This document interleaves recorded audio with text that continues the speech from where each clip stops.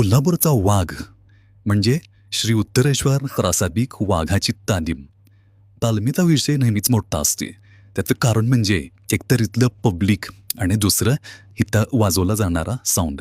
या दोन कारणांमुळं इथला विषय कायम वजनात असते. यंदाच्या वर्षी शिवजयंतीला तालीम जेव्हा महाद्वार रोडला येत होती तेव्हाच्या वेळेला हा लावलेला ट्रॅक हा कसा वाटला कमेंटमध्ये नक्की सांगा.